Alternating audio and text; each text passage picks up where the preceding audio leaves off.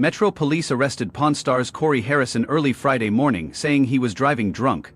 A police report obtained by 8 News now says Harrison was swerving while driving a truck near Maine in Charleston. Rick Harrison lost everything because his son did something so bad that put him in jail for life. The Pawn Star shop, which used to be a big success, is now falling apart because of scandals, lies, and lawsuits. Chumlee was caught with drugs and guns. Corey made bad decisions, and the truth about the show came out. The family's fall is worse than you think, with betrayal, scandals, and a criminal son. Rick's mother, Joanne Harrison, said he forced her to sign over her share of the business while she was still in a coma. She then sued, saying she was owed hundreds of thousands of dollars in lost cash and assets. He denied everything and blamed outside forces, but the family's name was dragged through the mud in a legal battle that threatened to destroy everything. Corey Bigos Harrison was the show's comedic relief, but was caught up in a scandal that wasn't funny. He was accused of drug possession, illegal weapons, and a much darker crime. He avoided going to prison with a plea deal, but his reputation was ruined. Corey Bigos Harrison also had problems with public intoxication, property damage, and a lawsuit over a wrecked RV. He made bad decisions over and over again, and even the so-called experts weren't immune to scandal. A sports memorabilia appraiser was caught certifying fake collectibles, which raised questions about how real any of the show's deals ever were. Just when things looked like they couldn't get any worse, Rick's son committed a crime so heinous that he will spend the rest of his life in prison. It was the worst mistake that no amount of money, power, or influence could fix. The details are shocking and betrayal, and the crime left no room for second chances. Rick wasn't just losing a son, he was losing everything he had worked so hard to build: the pawn shop, the show The Legacy, and his son. Maybe it was always going to fail. Maybe the real price Rick had to pay wasn't money but everything that really mattered. But the empire was falling apart because of more than just family fights and bad business decisions. The gold and silver pawn shop's reputation had been slowly deteriorating for years. Every scandal, lawsuit, and betrayal was chipping away at what at first glance the pawn shop seemed like the ultimate success story. What began as a simple family business turned into a worldwide phenomenon, with millions of viewers tuning in to see the strange deals, historical finds, and family drama. No, I had epilepsy as a child and had really violent seizures. There were times when they were so bad that I couldn't walk for 2 weeks. But behind the cameras, it wasn't a fun-loving, hard-working family. It was Chumlee's legal problems weren't one-time events. He had been in trouble with the law for years, but they kept him on the show because controversy sells. Every time he got into trouble, the news reported it, and more people tuned in. It was never about the money. It was about keeping the show going no matter what. And Corey, the guy, had been spiraling for years through drunken bar fights, reckless behavior, and financial disputes. His record kept growing, but there he was, still smiling for the cameras. Like reality shows like Pawn Stars were caught faking scenes because they wanted to stay relevant, and the people in charge were too far in to stop them. Pawn Stars wasn't the only show caught faking scenes, but it was the most extreme case. Fans started to notice that everything felt scripted, from the haggling and arguments to the surprise fines. What was once a real look at pawnshop deals had turned into a glorified soap opera. Then there were the expert scandals. When the appraisers they relied on were caught using fake IDs, exaggerated prices, and sketchy credentials, people started to wonder if any of the appraisals were real. The show that depended on trust lost all credibility. Then there were the lawsuits. Angering customers accused the shop of shady business, false appraisals, and outright fraud. One customer said that a rare coin collection worth $50,000 was melted down before he could get it back, and another said the shop sold stolen goods. As more people spoke out, it became clear that this wasn't just a bad TV show. It was a business that had made a lot of money by lying. Rick had already been through scandals and lawsuits, so public backlash was normal. But his son's crime was the final nail in the coffin. It was brutal, it couldn't be fixed, and it destroyed what little of Rick's world was left. Years ago, this engineer guy who used to work on Tucker Automobiles decided he wanted to shake up the bike world, so he made something crazy that no one had ever seen before. A sleek, futuristic frame made of fiberglass, which was pretty much alien technology at the time. Built-in battery-powered lights, and a shake shape that looked like it belonged in space. He put about 80 of them in shops across the country in the hopes that they would sell like crazy. But big brands like Schwinn didn't like them because they were too weird and ahead of their time, so most of them were scrapped, dumped in basements, or just... This bike was so valuable because it had never been repainted, tampered with, or rusted. Collectors would go crazy over it. Rick, being Rick, wasn't going to let this thing go without knowing how much it was worth. That's when Chumlee stepped in. It turned out that he really knew what he was talking about for once. These bikes could fetch anywhere from $12,000 to $20,000, and this one was worth even more. The pawn shop was already in trouble, but Chumley's unwise decisions made Chumley's situation worse. Rick may have been a strict boss, but he wasn't blind. He had been watching Chum's hard work. This deal was the cherry on top. Instead of the usual lecture, Chumley got something he never expected, a fat bonus of $111,000 in crisp $100 bills. And you know what he did with it? If you guessed something smart, you clearly don't know Chumley's stock savings. This man went straight to the jeweler with one goal in mind. Rick tried to talk Chumley into investing in Apple or Google, something that would actually go up in value, but Chumley wasn't listening. In his mind, those gold teeth were the best investment of all. With that, he strutted out of the shop, picturing his blinged-out smile. That bike was more than just a deal. It was a legend, a story, a piece of history that had made its way into the shop, and while Chum's priorities might have been, he wasn't the only one making crazy choices. The car came into the shop looking like it had been plucked straight from the 1980s, with a paint job that was so loud it almost screamed midlife crisis. The seller, a guy who clearly had too many cars, wanted to sell it for $2,500. But he'd settle for $2,000. Let's be honest.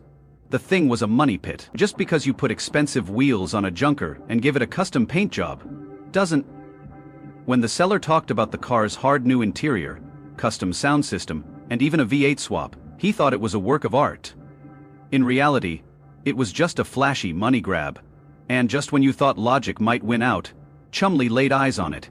You could almost see his brain short-circuiting with excitement. The seller must have been grinning ear to ear because he knew he had his son for a fool. I loved making money. I knew that if you went to a swap meet, you could keep looking for silver spoons and other things like that. If you can find those really cheap, my brother had a fake ID that he could sell them at the pawn shop. The haggling started, and it was painful to watch as the seller tried to defend his price by saying that the tires alone were worth $11,000, which showed how bad he was at making decisions. Rick, the voice of reason, made a $1,000 counteroffer, but before anyone could take it back, he was locked in at $2,000. Just like that, the pawn shop's biggest spender had bought a car he had no business having.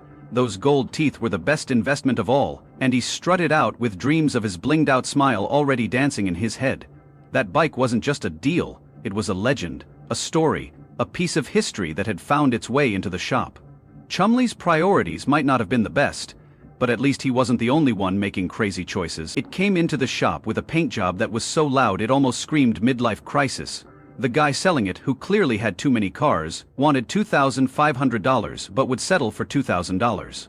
Let's be honest, it was a money pit. Just because you give a junker expensive wheels and a custom paint job doesn't mean it becomes a gold mine. The seller talked it up a lot. New interior, custom sound system, even a V8 swap. In his mind, it was a masterpiece. But in reality, it was a flashy money vacuum. And just when you thought logic might win, Chumley locked eyes. You could almost see his brain short-circuiting with excitement. The seller must have been grinning ear to ear because he knew he had a sucker. The haggling started, and it was painful to watch. The seller tried to defend his price by saying that the tires alone were worth $11,000, which showed how bad his decision-making skills were. Rick was the voice of reason. To protect and serve the emperor was one of the highest honors. Walking through the streets was the highest form of respect. A man from a samurai family made a $1,000 counteroffer, but before anyone could stop Chumley, he was locked in at $2,000. In an instant, the pawn shop's biggest spender had bought a car he had no right to own. And the spending didn't stop there. The next stop was Count's Customs, a business that specializes in making bad ideas even worse. A few days later, Chumley came back grinning like an idiot, ready to show off his masterpiece. But no one was impressed. Rick, a man who had seen it, was the only one who was impressed. $2,000 was bad enough, but Chumley had now put an extra $3,000 into it, making a total of $5,000 that he had wasted on a car that had no business being on the road. And what did he get for all that money? Hydraulics, that's it. The car could now bounce up and down on command. He just shook his head, knowing that there was no fixing stupid. The shop's oldest member, who never minced words, called it the silliest thing he had ever seen, but Chumley was thrilled to show off his new car, bouncing disaster with childlike glee. He even had the nerve to offer the old man a ride, which was met with a look of disinterest so sharp it could have cut steel. Either way, we'll be here for the next questionable purchase, because bad decisions are always in style here. And then there was the case of the famous jukebox. You'd think that after the car accident, lessons would have been learned, but that would be too optimistic. The jukebox was supposedly broken.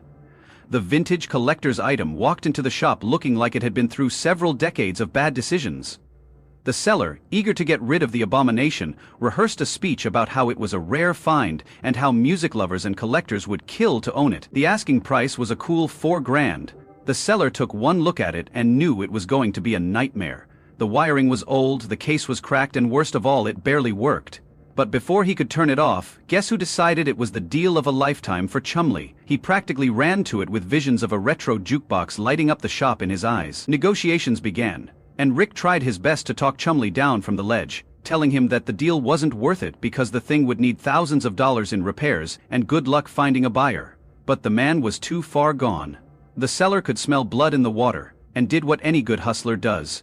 He sweetened the deal with nonsense about how it could be sold for $10,000 to the right person. Rick sighed. Understanding what was going to happen, Chumley spent another $3,000 on something that wasn't much more than a fancy paperweight. Harrison became famous in the pond business by turning a run-down shop into a TV empire. He was the wise businessman who knew a good deal when he saw one, and people trusted his handshake, his word, and the smirk he gave off when he knew he was about to make a good profit. It only takes seconds to break, but it did break. The cracks were always there, but no one wanted to see them. Fans believed the story. A family shop with a father teaching his son the ropes, and a silly sidekick keeping things light. It was the American dream wrapped in nostalgia and shining any rare collectibles. But behind the staged haggling and scripted real deals, the truth was messier. And when the mess finally hit the fan, it wasn't just embarrassing. It ended Pawn Now. That the truth is out about Pawn Stars. Counterfeiters have become very good at making fake coins. So it's very important to take your time and look carefully, because the devil is in the details. Pawn Stars wasn't just a show, it was a brand that people trusted. The shop was a tourist attraction, and the people who worked there were well known. But trust in business, especially one that's based on valuing and appraising goods, is everything. There were rumors that not all of those real items were real, which made people lose trust, but that wasn't even the worst part. When people who trusted you find out you lied to them, they don't just get mad, they want revenge. That revenge came in the form of lawsuits, scandals, and a wave of public shame that even years of smooth talking couldn't fix. The big turning point was the gold coin debacle, which got Rick Harrison's name all over it. People were fooled into investing in rare coins that were said to be gold, and whose value would skyrocket. Some of those coins weren't even real gold. By the time people realized they'd been scammed, the company had gone out of business, leaving behind a lot of empty wallets and even angrier customers. And who did they blame? They blamed the man on their screens. He tried to distance himself and say he wasn't responsible, but his face was on the ads and his voice was on the pitch, and those who fell for it, people were swindled, that's all that mattered. Lawsuits poured in, and angry former fans turned into ruthless enemies. The more they dug, the worse things got. But the final bombshell couldn't be hidden. It wasn't about shady business deals or investments. It put his son in prison for life, not just for a few months or years. It wasn't a bad investment. It wasn't a PR nightmare that could be ignored with a carefully worded statement. It was real and violent. It was ugly, and the kind of thing you don't come back from. The fallout was immediate. The pawn shop, which used to be full of tourists hoping to catch a glimpse of reality TV gold, started to look more like a ghost town. The show, which used to be a beloved part of Once I Read This Law I'm Going, it's got to be close to that now for the city proper there, started to look more like a ghost town. And I started calling the city statute office once a week to complain about the show. Pawn Stars was a well-oiled machine that made simple transactions into entertainment, but the show was just that, an illusion, scripted, polished, and edited for TV. Illusions don't last, and the reality was much worse. Rick Harrison built an empire on trust, and then he tore it down, one scandal at a time. Maybe he saw it coming, maybe he didn't. But when the dust settled, one thing was clear. The biggest scam in Pawn Stars history wasn't an overpriced piece of art. Collecting memorabilia, it was the belief that any of it had been real. The full extent of the disaster came out slowly, with each new detail digging the hole deeper. Employees who had been with the shop for years started talking about how things were really run. They talked about backroom deals, manipulated sales, and staged encounters that were only meant to be entertaining and not for real business purposes. One former appraiser spilled the beans on how certain items were checked for accuracy before they even came in. It's exciting to see a rare baseball card or an old clock,